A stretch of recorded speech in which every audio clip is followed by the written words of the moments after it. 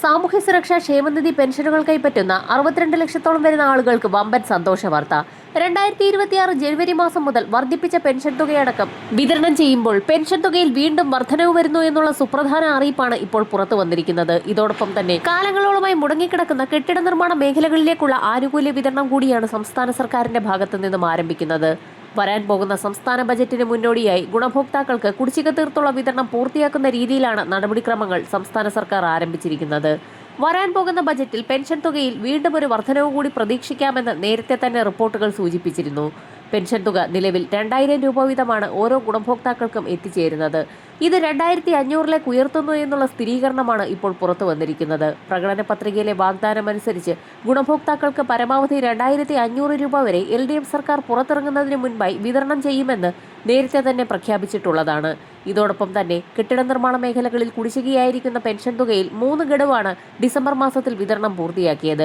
ഈ സാഹചര്യത്തിലാണ് വീണ്ടും വമ്പൻ സന്തോഷ വാർത്ത എത്തിയിരിക്കുന്നത്. ജനുവരി മാസത്തിൽ കെട്ടിട നിർമ്മാണ മേഖലകളിലേക്ക് ഉൾപ്പെടെയുള്ള ഗുണഭോക്താക്കൾക്ക് 2 മാസത്തിലെ പെൻഷൻ കുടിശ്ശിക കൂടി വിതരണം ചെയ്തേക്കുമെന്നാണ് ഏറ്റവും പുതിയ അറിയിപ്പുകൾ. ഇത്തരത്തിൽ പെൻഷൻ തുക വിതരണം ചെയ്യുമ്പോൾ പരമാവധി 3200 രൂപ വരെ ഗുണഭോക്താക്കൾക്ക് എത്തിച്ചേർന്നേക്കും.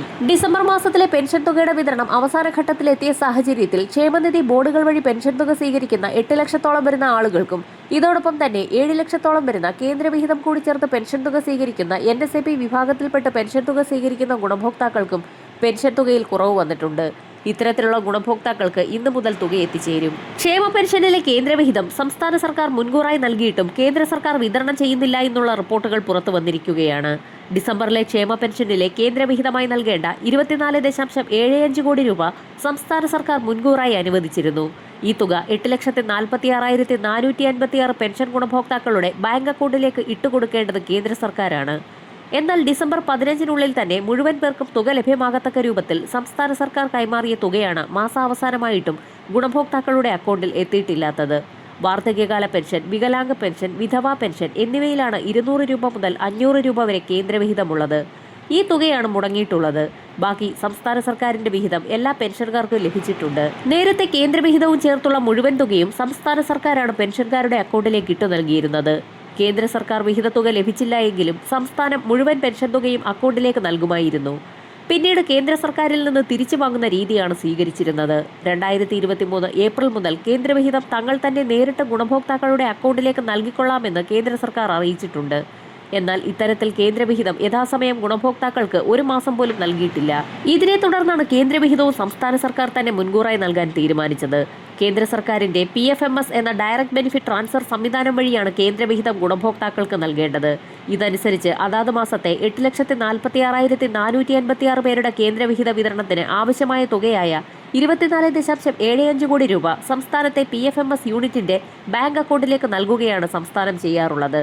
ഈ യൂണിറ്റ് വഴി ഓരോ ഗുണഭോക്താവിന്റെയും അക്കൗണ്ടിലേക്ക് കേന്ദ്രവിഹിത തുക നൽകും. ഇതനുസരിച്ച് ഡിസംബറിലെ തുകയും നേരത്തെ തന്നെ കൈമാറിയിരുന്നു. എന്നാൽ ഇത് കൃത്യമായി വിതരണം ചെയ്യാൻ PFMSന്റെ ചുമതലക്കാർ തയ്യാറായിട്ടില്ല. മുൻകാലങ്ങളിലും ഇത്തരത്തിൽ തുക വൈകിപ്പിക്കുന്ന നടപടി ഉണ്ടായിട്ടുണ്ട്. അപ്പോഴെല്ലാം സാങ്കേതിക തടസ്സമെന്ന കാരണം പറഞ്ഞ് കൈയൊഴിയുന്ന സമീപനമാണ് PFMSന്റെ ചുമതലക്കാർ സ്വീകരിച്ചിട്ടുള്ളതെന്നും ധനവകുപ്പ് വൃത്തങ്ങൾ വ്യക്തമാക്കി. സംസ്ഥാനം മുൻകൂർ നൽകുന്ന തുക കേന്ദ്ര സർക്കാർ ഒരിക്കലും കൃത്യമായി മടക്കി നൽകാറുമില്ല. പലപ്പോഴും വർഷങ്ങൾ കഴിഞ്ഞാൽ പോലും ഈ തുക സംസ്ഥാനത്തിന് ലഭിക്കാറില്ലെന്നും ധനവകുപ്പ് വ്യക്തമാക്കി. ഇത്തരത്തിൽ നിലവിൽ കേരളത്തിന് ലഭിക്കാനുള്ളത് 265 കോടി രൂപയാണ്. വാർദ്ധക്യകാല പെൻഷനിൽ 200 രൂപയാണ് കേന്ദ്രവിഹിതമുള്ളത്. 80 വയസ്സിന് മുകളിലുള്ളവർക്ക് 500 രൂപ വീതം ലഭിക്കും. വികലാംഗ പെൻഷനിൽ 80% മുകളിൽ അംഗപരിമിതിയുള്ള 18 വയസ്സിന് മുകളിലും 80 വയസ്സിന് താഴെയുള്ളവർക്ക് 300 രൂപയും 80 വയസ്സിന് മുകളിലുള്ളവർക്ക് 500 രൂപയുമാണ് കേന്ദ്രവിഹിതം. വിധവാ പെൻഷനിൽ 300 രൂപ വീതമാണ് കേന്ദ്രവിഹിതമുള്ളത്. ഇത് കൃത്യമായി കേന്ദ്ര സർക്കാർ നൽകുന്നില്ല.